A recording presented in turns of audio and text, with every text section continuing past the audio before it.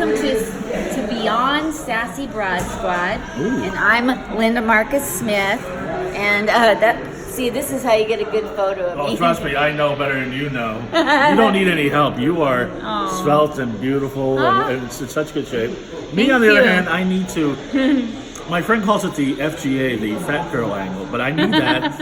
And preferably, all my pictures on Facebook and on social media, most of them are from a drone. So I really look good. That's my good side when it's from a drone. But I am Dark Mark, the goth comedian. And, yes, it's Dark Mark here. Yes, not Dark. With Dark Dan. She called me Dark Dan because you only met me once.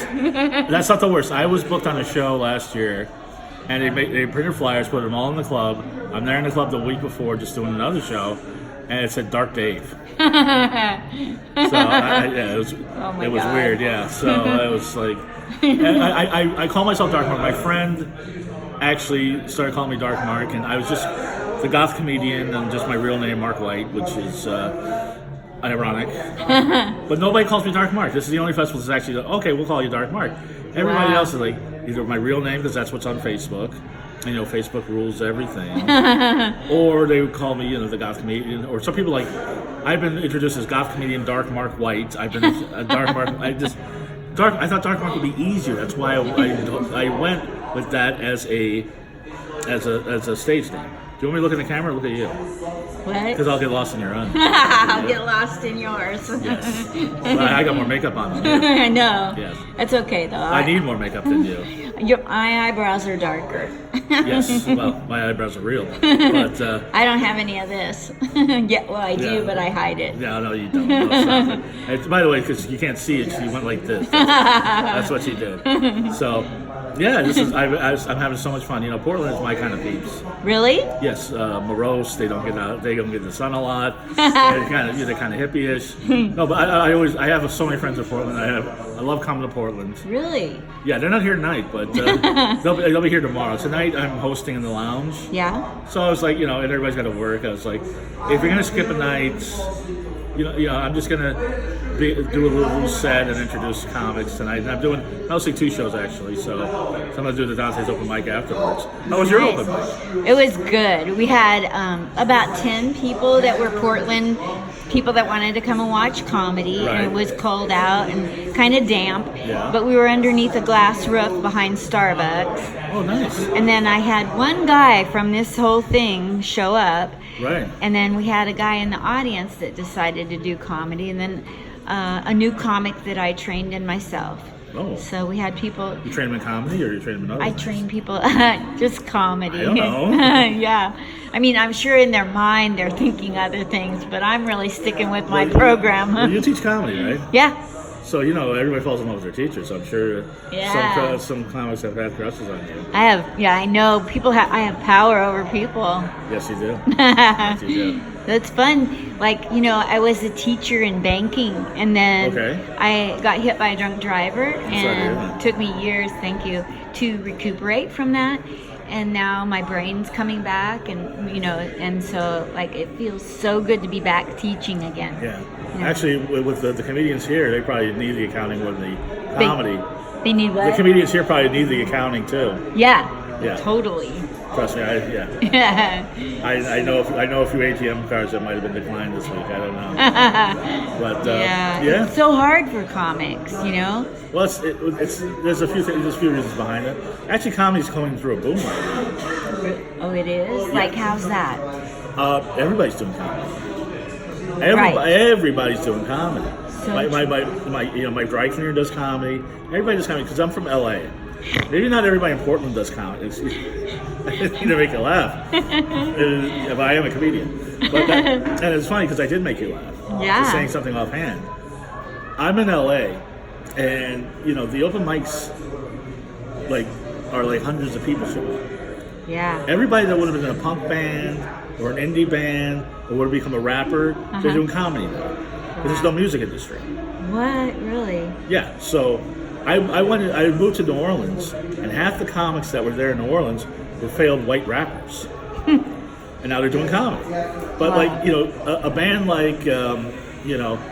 even as recent as Blink-182 or Strokes or something like that, nobody would do that now. because they can't. There's no way. No record companies would buy it. So a lot of these people do comedy. I'll be darned. Yeah. So it's and also podcasts and other things have expanded the range. So a lot of people are doing comedy. So, but it's the same amount of people that are doing comedy well. So, there's a lot of comedy shows, and there's a lot of, it's probably the same percentage of the comics are really, really good. This festival, we have the really, really good comics. I know, right? Because holy crap! And the reason is Dante and Rebecca Coken are the festival directors, and they have a management company, and they really curated this festival right, and they got a lot of diverse and all funny comics. I got here. Got here Wednesday. Wasn't here Tuesday, but I did 2 shows in the main room, and the one you were on. Yeah. And like every show, like Dante was like, "Man, everybody was a killer tonight." It was like, it was a great crowd, but it was the comedians working the crowd. Yes. And it was. That was last night when you. That was last night. Yeah. That was last night. I mean, because because they're actually, they're having a contest.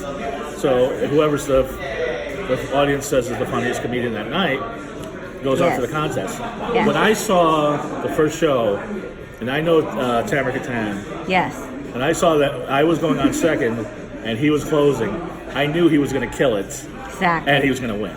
Yeah. Because he was fresh in their mind. No doubt. Yeah. But all the comics were good. That's right. But he was the freshest in their mind. I know. They do have an advantage in that 10th spot. Right. So tomorrow night I'm going on like 7th. So we'll see what happens. I went on first and second, and I got a lot of votes, but I didn't get picked. So yeah. But I definitely so it's also, and that's all subjective. But I know both times I had a really good set, and probably one of the top 2-3 sets. So yeah. And I was just happy. Everybody came off and was like, "You were really funny." That's what it's here for. We're here to network. We're here to get gigs, one way or the other. So there's no shame in Tamara Katan winning, and I was on the same bill. Yeah, I'm happy to be in the festival, and I'm so like being around all this talent. Like, am I going to be the funniest person? No, I've been doing comedy 5.5 years with a brain injury. Yeah. Like I'm lucky. Like this is the first time that I've not had trouble knowing what it is I'm saying next. That's all new to me. Couple drinks, I'll be like that too. Maybe I should get everybody drunk and high and. Well, I don't drink before I go on stage, and I don't get high. Tonight I'm actually a little drunk, I'll be honest, because I went to a happy hour. That's why I was here with my friends that I haven't seen in a while, my high school friends.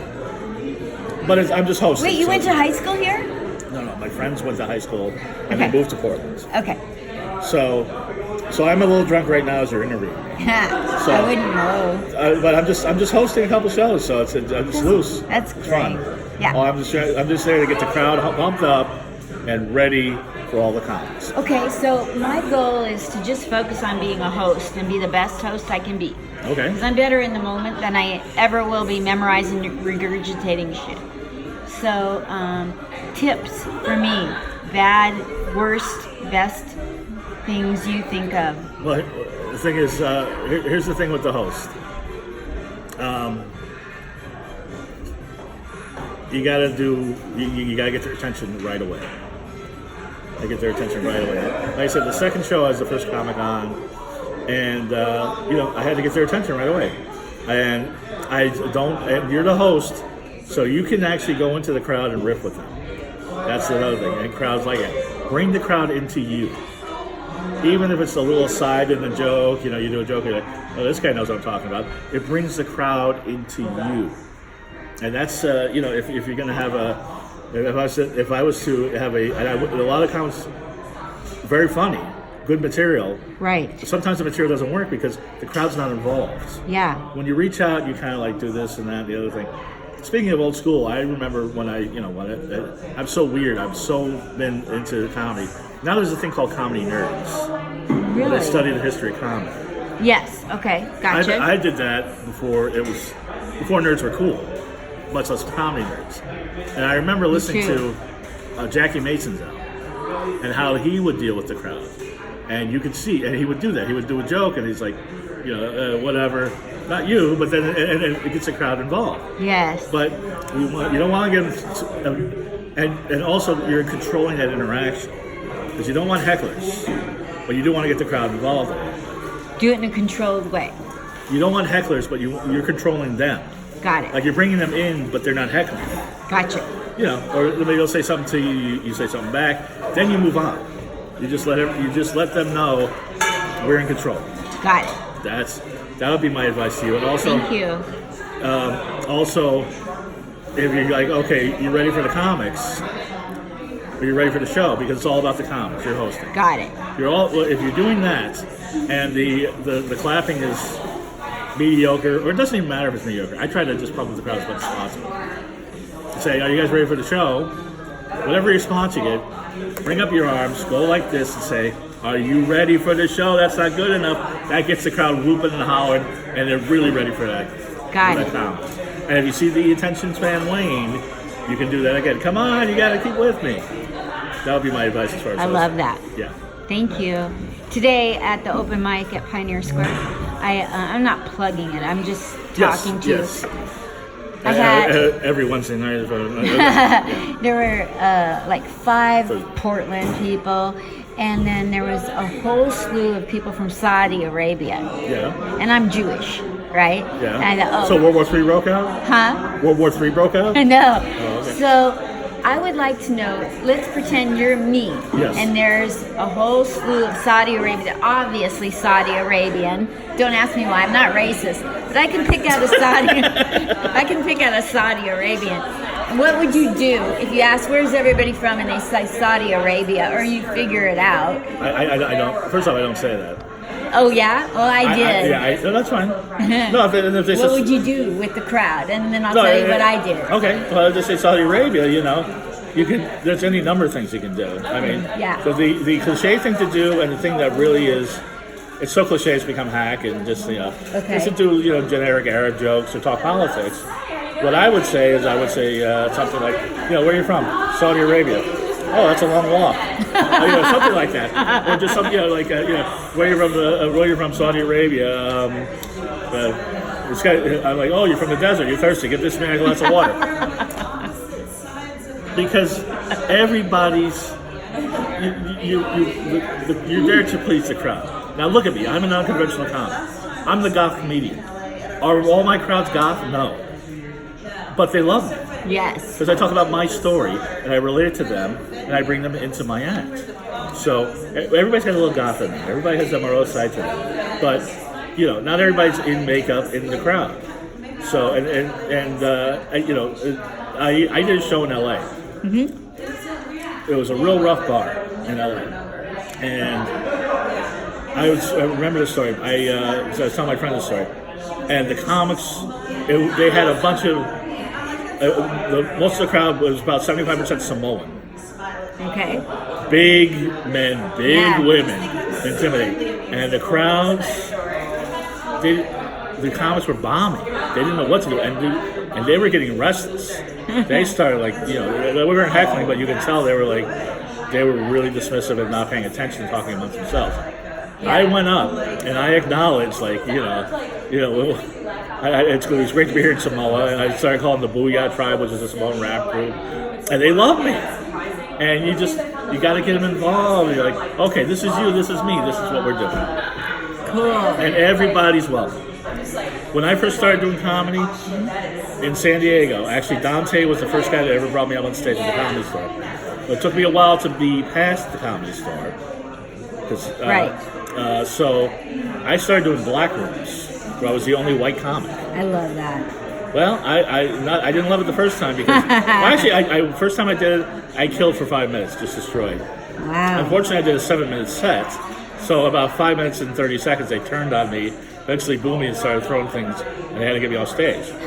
So what did I do? I went back the next week and killed, and I was a regular. I was the only white regular in the club. Wow. And that's where I really learned how to work a crowd, because that type of crowd is they were really into that type of stand-up, interactive stand-up, somebody that can talk. Yeah. So, and not every crowd's like that. No. There are crowds that they want jokes. They don't want You don't want any, can I curse? They don't want any bullshit. They want just comedy. They just want jokes. A lot of the college crowds are like that, you know. So, and then there's crowds that they want you to interact with them. But the trick to interacting is controlling the interaction. Okay. You know, doing it and going back to your act and getting it. You know, it's a skill. Yeah. To get it just right. So that's what I would do. I would do a joke, but I wouldn't make it like you know, okay, I'm Jewish, you're Saudi Arabian, we're mortal enemies. Nice. You can even say that. That's kind of funny. But you know, if you did it in the right tone. Yeah. I'm Jewish, you're Saudi Arabian, mortal enemies. That's not funny. Like, oh, you're Saudi Arabian. Hey, I'm Jewish. You know, can we still be friends? You know, something. Yeah. What did you do? I said, Saudi Arabians. I love Saudi Arabians. Oh my God, I love you guys. Oh my gosh. In fact, we're related. We're like cousins, I hear. I'm Jewish. Okay, And then well. and they were like, and then I had them on, because they knew I was painting it in love. Yes. Not like That's opposites. the thing. That's the thing. And then I said something about, you can relax, everybody. The comics are gonna bomb. That's hilarious. You like it? Yeah, it's funny. Thank you. It's funny. That's yeah. I mean, I say that's what I said. You can do something like that. They loved that. Yeah. That I said that. Yeah. Because it's kind of like putting us down, not them with the Well, I vibe. mean, it's a terrorist joke, but it's funny. Thank you. Yeah. I did it. You did it. I didn't know what the hell to do, and I just said, trust your gut. Say what comes to mind. Was it really? Did it really affect you that they were Saudi Arabian? Like you didn't know what to do? No, I'm going through a confidence thing Yeah. where a few months ago I would have choked on it. Yeah. Or been awkward and made them awkward, and I just tried to go like I'm not afraid of nobody. I got. That's the thing. Does that help? Yeah. That's the Don't key. be afraid of anybody because everybody there's your friend. You're there to make them their friend, and you're there to make them laugh. Yeah. So that's the whole trick. I like going out and getting people to come in the club or to come in to try a comedy, and like I'll just go up to people on the street and go, "You like to laugh, don't you?" You know, and you know what? Everybody does like to laugh, and but they might not be in the mood to today. Yeah, I'm sold. I remember when people didn't like comedy. Yeah. Oh my God. Remember? There was a bust at one time. I remember like trying to get people to shows, and they're like, I don't like comedy. I'm like, really? But now everybody loves comedy. But everybody's got a different definition of comedy. This is the purest form. Yeah. You know, I've heard people say like call Alec Baldwin a comedian or other actors or what a great actor, not a comedian. Yeah. And he can do funny lines, but he's not a comedian. No. He's got sense of timing, delivery. But he's not a comedian. No. He's not a comedian. People that go on stage and do stand-up are comedians, you know? Exactly. So, I've heard YouTube personalities described as comedians. For the most part, no. Although they're getting gigs. Yeah. Because they have a following. Exactly. People doing internet sketches. But to me, somebody goes on stage, makes people laugh, that's a comedian. Exactly. Yeah, The true that's a skill. And the thing is, the reason everybody's doing it is because when you do it right, it looks easy. Yes. But it's not. So not. And the better you are, the easier it looks. Yep. There was, I can do that. Dave Chappelle did it, I can do that. Well, no, he's been doing it for 30 years. And that's why he makes it look that easy. What made you come up with your persona? The goth. Well, I'm a goth guy. I go to goth clubs. I like pasty white girls. I'm into the S&M scene. I'm into all that stuff. And my girlfriend used to put makeup on me when we go to goth clubs, and I was already a comedian. I said, well, nobody looks like this. I was already talking about the goth scene and things. Like, nobody looks like this. I'll do this. I'll stand out. And and I don't know if it was a mistake or not. It maybe or may not, but that's what I'm going with. Because I want to stand out. I want to be myself, and I talk about the goth stuff. I talk about other things too. But because of this, that's the goth thing I've had. I'm able to do gigs that some of the comics had. I do horror festivals, vampire festivals, music festivals, Comic-Cons. I've done some cons. I did the Sunset Strip Music Festival with Marilyn Manson, The Offspring, and Black Label Society. I did the Convergence Gothic Festival twice. The last time I had the guy who wrote The Crow was in the audience. So I've been able to do strange and wonderful gigs, and I've been able to, on my podcast, The Dark Mark Show, interview a lot of crazy, weird, strange people. I want to listen into that. Yeah, well, The Dark Mark Show. The Dark Mark Show, yes. It's on all, platforms. All platforms. Stitcher, Does it cost iHeart. money to watch it? No. Do you listen to podcasts? I do. Hell yeah. What do you use? Apple? No, like Spotify, Stitcher. I'm not signed up to anything. Like I'll go and Google it and find it, or they'll send me a link. And if I don't have to pay, I'm on. You don't have to pay. Just go to Google The Dark Mark Show. We're on Google Podcasts. We're on everything. iHeartRadio, whatever. Okay. So it's just The Dark Mark Show, and you'll hear some weird and wonderful things. Wonderful. It's not some of an adult nature, but what are you going to do? I can handle it. I think you can. Yeah, I can listen. No problem. But yes, so you'll get a taste of the goth community, but not just the goth community, other people. So, but that's the scene I travel in. These are the people I deal with, and this is my, it's almost Halloween. This is my time. So this really isn't a persona. This is you. Well, that's the thing. Because a lot of people get up, and that's why a black audience likes you. Right. Well, they like people. Well, that plus are I'm wearing white paste, and that's redundant. But yeah, no, I did a show. It's funny. When I was in Vegas, I started doing a lot of black shows again, and Bushwick Bill from the Ghetto Boys came out. Was in the audience for one show, and he recently passed away, unfortunately. But it's hard to explain to people unless they're of the right age who that is. He was a little person gangster rapper.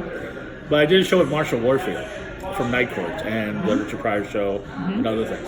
So I was the only white comic, and she's like, she was supposed to be headlining, I was supposed to be featuring, but she's like, she was getting back into comedy. She's like, I want to go first this time, and you can headline Mark.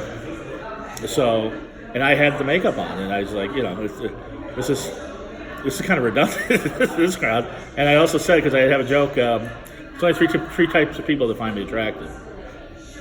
They're gay, old, and black. Like, why do you think I'm doing a show with Marsha Warfield? And she, yeah, she loved it. She flipped me off, but she loved it. So it was great. So, well, you have to be real. And I think the thing is, when I went to that club, because this other comic, Jerry Lee's like, you should come down, we'll do this thing. And I was like, I wasn't scared because I was like, you know what? And I was just starting out. I'm like, the white comics that I think are good would have no problem with this. Exactly. They wouldn't have any problem. Robin Williams would kill here. Rodney Dangerfield would kill here. I mean, whoever you like is going to kill anywhere. That's with right. Any crowd. And when I moved to LA, what's great about moving to LA is you can do different crowds every night. Wow. Latin crowd, gay crowd, black crowd, every single night. So, yeah. But that's the whole thing, is being yourself. Yeah. And relating your own experience, and everybody's experience is different. Everybody's experience is different, but everybody has commonality. So the trick of comedy is showing how you're different, but like everybody else, to get everybody to bond with you and laugh. Cool. There's a lot of tightropes you have to walk to do a good set. A lot of people don't know that until they do it. Yeah. And you think that, you hear laughter coming and it sounds amplified coming at you, and you think you did a really great set, and you go back and listen to it. And if you're critical, you'll go, I didn't deliver that joke to its optimum. Right. And like I went through my set that I've had 2 sets so far. Mm-hmm. I don't even want to talk about the first set. The second set was better. Yeah. And I went back through it and saw where I don't know if this makes sense to you, but gave up power. Yeah, You get it? Like I'm delivering and they're not really going with it. Instead of going balls to the walls, I kind of like that was the set last night, right? Yeah. Because I followed you. Yeah, that's right. I followed you. I could have done better with that. I followed you, and I made them, and I didn't have to do this because there's no parameters. Mm-hmm. But because I was doing an 8 o'clock show and a 10 o'clock show, so I intentionally did 2 completely different sets. The first set was clean. The second set was dirty. Yes. I intentionally did a clean set, and I didn't have to do that. Even when the comments like, "Oh, you're supposed to do that," I'm like, no. But I'm doing different sets every single time because I want to show, and I can do that. And I want to show Rebecca and Dante I can do clean, I can do dirty. Me too. So And if you notice, my set, the first 2 jokes, nothing. I didn't. Zero. I didn't. I couldn't believe it. They're good jokes. I said I look like Rosie O'Donnell joined The Walking Dead. That's funny. God. Nothing. I said I look like Joaquin Phoenix gained 100 pounds instead of lost 50 pounds for the Joker. Nothing. But then I was like, I could have given up, but I was like, you know what? I'm going to get him. And you know what? The rest of the 6 minutes and 45 seconds I had on stage, they were laughing really hard. Wow. Did you notice that? I didn't pay attention. Like when I get done, that's when my adrenaline kicks in. No, I hear you. Yeah. So I literally the first 2 jokes bombed, and then the rest of the set was great. The second set was even better. Because that was you were more in your element. No, I just different crowd. I was warmed up. I don't know. Yeah. So I'm so into this. I could talk about different sets and styles. Well, that's the thing. Just It was forever. just I actually, I mean, honestly, it wasn't demonstrably better. I thought both sets were good. Yeah. And I think they were both, equally as good. But the second set, I didn't have any joke not get any laughs, which I did the first set. So Got it. yeah. So if you're judging on overall, and and that second show, it's all heavy hitters. And Joe, who is a local comic here, won. So Yeah. and he went out later. Yeah. So that's. But like I say, the contest doesn't bother me. I'm here at the Portland Comedy Festival. Thousands of people applied for this. Only 50 people got spots. Yeah. I'm here. That's right. And I'm going to meet club owners. I'm going to meet other comics from all over the country. And hopefully I get gigs out of this. That's what I'm here for. Yeah. If nothing else, people will be like, there's a goth comedian out there. Yeah. And he's funny. And you're so unique. You have your own brand. Exactly. I'm here, I'm just so glad to be in it. I mean, and then to not cower and not worry that I'm up against people with 35 years experience. Well, you are, but it's okay. But it just to not let it bother me is huge for me. Yeah. Well, you shouldn't let it bother you. I can only do what I can do. We're here to have a good time. And let me tell you something. Last night, one of the most fun nights I've ever had in my life. Tonight's shaping up to be one of those nights too. Cool. So, and that's the main thing, just to have fun. Yeah. That's what we're here for. It's a lot of hard work to have fun. I know, right? It's a commitment to have A fun. lot of people don't know that. If you like a black audience, I love it. on Friday night, 2 blocks from here at Mingo at 9 o'clock. Okay. It's the most beautiful bar in a whole city. I mean, it's I'm doing a show 9:30 here, but I'll swing by afterwards. Yeah. Even if you just trip in and see the place and ask. Yeah. I got the guy a VIP pass to come in here, so you can ask him if you can come in late. Okay. Yeah. It's D'Angelo Gillespie on Facebook. Okay. Yeah. It's just like Mingo Lounge is the name of it. Okay. It's really a dope room. They love me in there. I love that dope room. Listen to you. Yeah. And there's She's so Doug. down. She's so down. I'm going to turn this thing off, okay? Oh, have we done enough? Yeah. Anyway, thank you. Thank you for interviewing me. You bet. Dark Mark, you guys. Yes. Follow him. Yeah, follow me, Goth Comedian, on all social media, Instagram, Twitter, Tumblr, Facebook, and The Dark Mark Show on all podcast streaming outlets. Thank you, Dark Mark. Thank you. Awesome.